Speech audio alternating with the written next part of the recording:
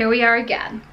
I'm going to light a candle, my favorite candle actually, to set the mood for this week's video. I talk like I'm gonna be putting on a striptease or something for you guys, but it's nowhere near as nasty. It's entertaining depending on what you're into, but it's not erotic, so there are other sites for that. This isn't one of them. Okay, welcome, hi, hello, welcome back to my channel. This is Strategic Chaos, where we talk about all things related to cybersecurity and lifestyle. And we just kind of use this space and platform to collaborate and create a safe space for everyone to share how they feel. When I say everyone, I mean me. Of course, you can reach out to me at any point in time, but really, I'm just using this platform to explore my creativity and hopefully share some experiences that will resonate with you at different points in your life. So, this week, I wanted to talk about something that is very near and dear to me. Give me a second, I've rehearsed this. So, grab my notes like I always do before we dive into it.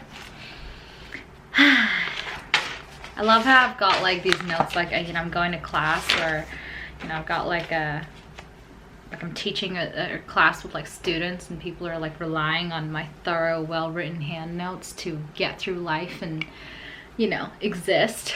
These bangs are really... Actually, they're not bangs, they're actually curtain bangs.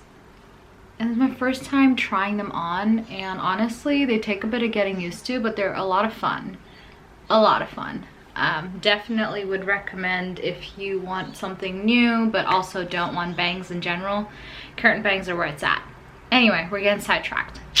Let's get into it. So, this week, I wanted to talk about types of careers that you can explore if you decide that cybersecurity is an avenue that you want to pursue, either through university or at any point in your life, and you're kind of like, well, I want to go down this path, but I don't know what it looks like. As someone who is personally in cybersecurity herself, I can, and I've been in this field for close to easily over 7 years, I can attest to the fact that there are a lot of different avenues. Oh my God, I need to stop adjusting this. Jesus Christ, you know what? Just let me, all right, this'll do. This'll do, I say as I resist the urge to fidget my bangs again. Anyway, Jesus. All right, you know what, you guys? In the next video, I am definitely not gonna be fidgeting. That's the challenge. You could probably turn this into a drinking game. I'm gonna stop now because this is going nowhere. Let's just get into it. Okay, so I've been in this field for over 7 years now, and cybersecurity is very much kind of like a hot topic nowadays. Anyone loves to talk about it. It's gotten a lot of hype over the years, you know, things getting hacked, different apps coming up, and, you know, like literally every other week or every other day, in fact, there's a security breach of some sort going on. So naturally, cybersecurity has blown up, would be a safe thing to say. And I've had a lot of questions, and a lot of people ask me, what does that look like? And what are the different career opportunities when you pursue cybersecurity? So I figured I would make a fun little video just to kind of talk about what careers look like in that area, because I've been in it for so long. So just to kind of right off the bat, honestly, cybersecurity, people in cyber are not like the nerds that you see on like movies and you know, TV shows, where you got like that one like disturbingly, you know, sun deprived individual in like a dark hoodie, like this pale dude just coding away in the corner. I mean, of course there is coding involved depending on what avenue you decide to pursue, but it's not always like that. Like, some of us are actually pretty nice looking, okay? A lot of us are actually really friendly and have a good personality. I absolutely irks me, angers me almost at a very deep cellular level when I see how they portray either the tech guys or someone in cyber. Like it's either some, like the chick either looks really, you know, just out there, or the guy is just the very standard view of the guy is like someone who's just sitting there in a dark hoodie, usually in a dark room, probably like a database room of some sort, sorry, a server room of some sort, and basically is coding away like his life depends on it. Truth is, they're not all like that, so we're actually pretty fun people to be around, and I hope this video kind of shows that a little bit, because if not, I am sorry, but this is something that I needed to get off my chest before we started. It is a pet peeve of mine. Now you know. Okay, so getting right into it. There are a bunch of different careers and a bunch of different career paths that you can take on once you enter the industry, or if you're considering entering the industry. I'm just going to talk about like 6 of them. I might go over a bit, but I think I'm really just going to cap it at 6. The reason I say I'm going to cap it at 6 is because these are like 6 paths that I've just very much encountered to some extent in my day-to-day, you know, in my past role, and just like I've worked with people who have either pursued those roles, or I've had an opportunity to kind of, you know, dip my toe in it, so I have a better understanding of it. So we'll just dive into it. The first career path that a lot of people might consider if they decide to go into cyber would be that of a security architect. So a security architect is actually it's a really cool role. So basically this person, he or she, we don't discriminate, it's 2021, plenty of females in tech, I think. I don't know, we're getting there. We're definitely better than wherever the heck we were like 10 years ago. Anyway, security architecture is basically, your role in that career is basically to create, build, and execute network and computer security for an organization or a client, or well, your company. Security architects are basically responsible for developing complex and implementing complex security frameworks and ensuring that they function effectively. It's a mouthful. So they design security systems to basically counter or protect, you know, your company from malware, hacking, and different types of like attacks such as DDoS. I will dive into what these different types of attacks are and what common attacks look like nowadays in a different video, but they basically help, in a nutshell, they basically put together a security architecture at a network level, and at different levels of, you know, different levels, and they basically kind of implement strategies to ensure that the company or your client is protected. They make sure that, you know, this is developed in a manner that's obviously compliant with different regulatory frameworks, but also at the same time, you know, they make sure they have the right tools in place.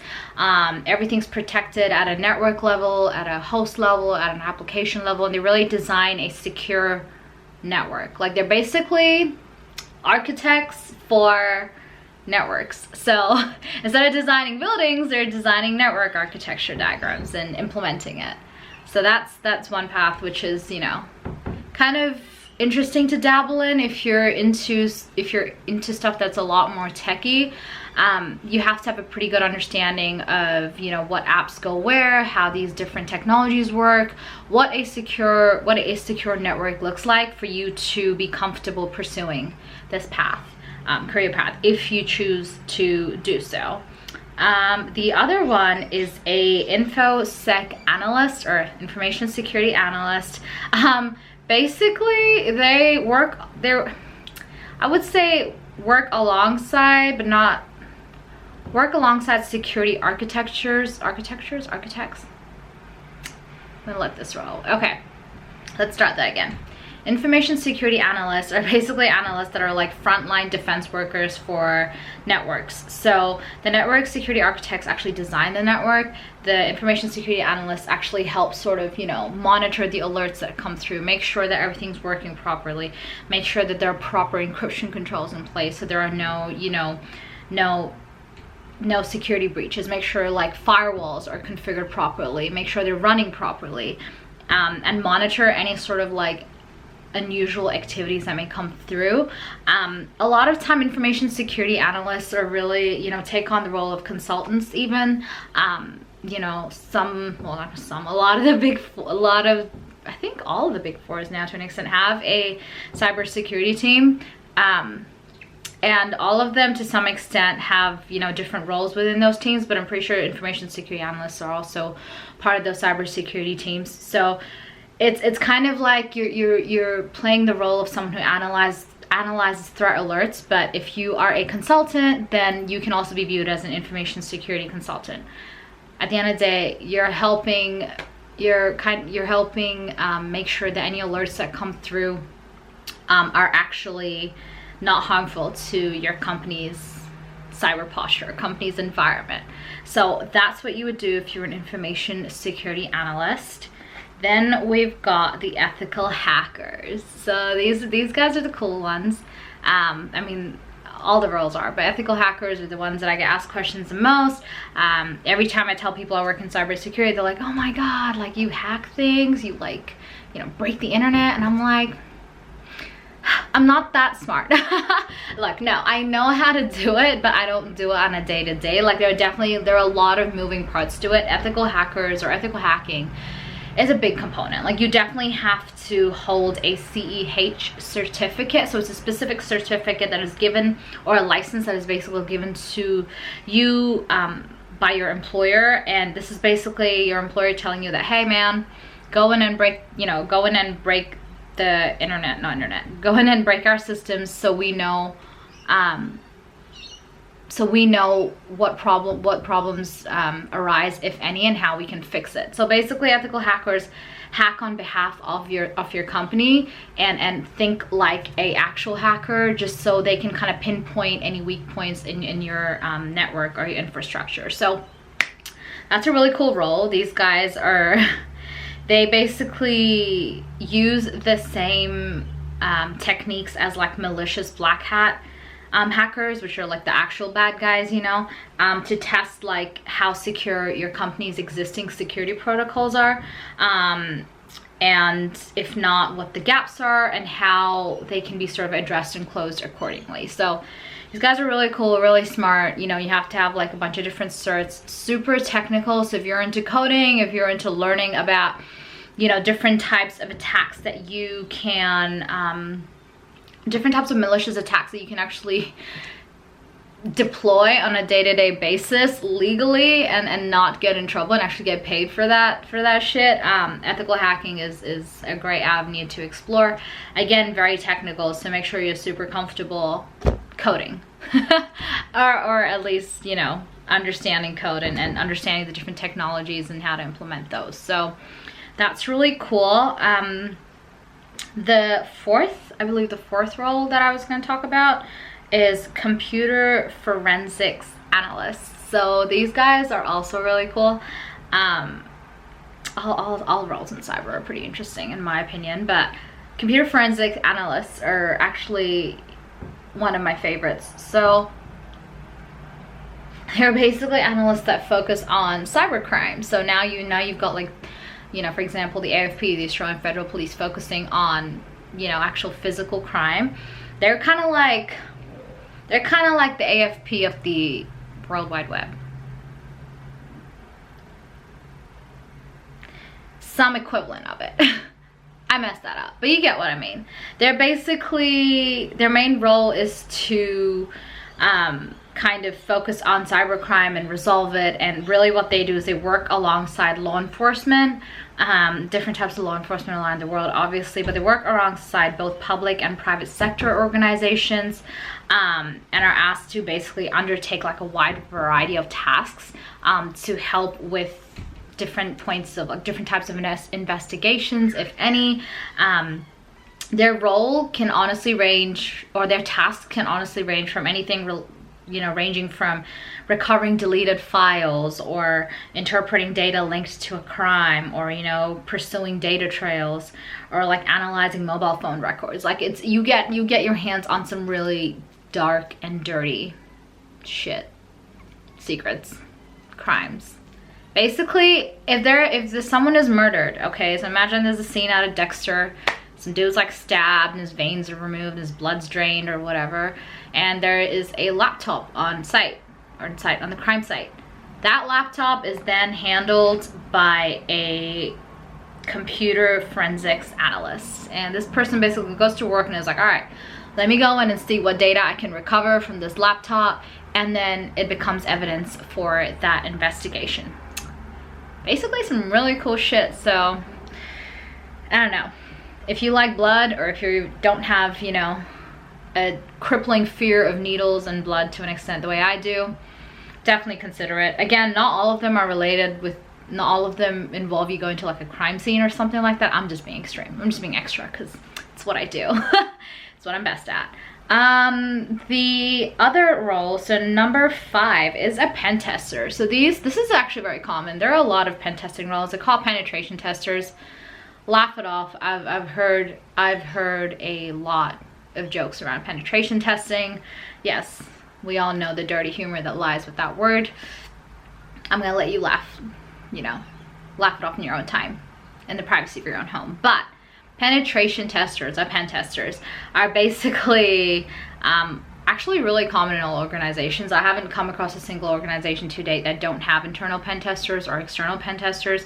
Basically, a pen tester usually attempts, with permission, to hack into a computer and network system to preemptively discover like any operating system vulnerabilities, service and application problems, any improper configurations, any of that garbage before an intruder can cause real damage. So I would almost say they're almost similar to ethical hackers, but ethical hackers definitely have a lot more access to other things. And for ethical hackers, you need a CEH certificate, so it's slightly different. But pen testers are really highly skilled. They're very technical. They often use testing tools of their own design, or, you know, you can use marketplace tools, but most of the time they use in-house tools to basically break into systems under watch, obviously very much authorized. And then what usually happens is, throughout this entire process, they're required to keep very detailed records of their activities and any other vulnerabilities that they may have noticed during their pen testing activities. So they're very much obviously watched, right? It's not like this dude's just, or female, mind you, is just out there, you know, pen testing, and no one has no idea what kind of, you know, what he's accessing and what he's doing. So it's all very much recorded. Remediation activities are recorded too. So if there are any high, medium, or low alerts, findings, sorry, you then have like, you know, next steps, like, okay, how do we then address this issue? And basically pen testers are that's their job, is to basically find weak links in a network or systems or application before intruders do, and then fuck it up for you. So that's really cool, and that's number 5. And then number 6 is something that is still part of cyber, but it is not as technical. You still have to have, you know, knowledge in the area, but you're not necessarily out there kind of coding day in, day out, like a lot of the other roles that I've just described require you to. So, for example, this role is called a cyber risk and governance analyst. This is actually, it obviously very much falls under cyber, but basically what you're doing is assessing your company or client's posture against like best practice cyber frameworks. So anything related to NIST or ISO 27701 are like your baseline frameworks. You're basically just kind of going in and doing like a cyber audit is the easiest way to think of it, just to kind of see where the gaps are, and then you implement, you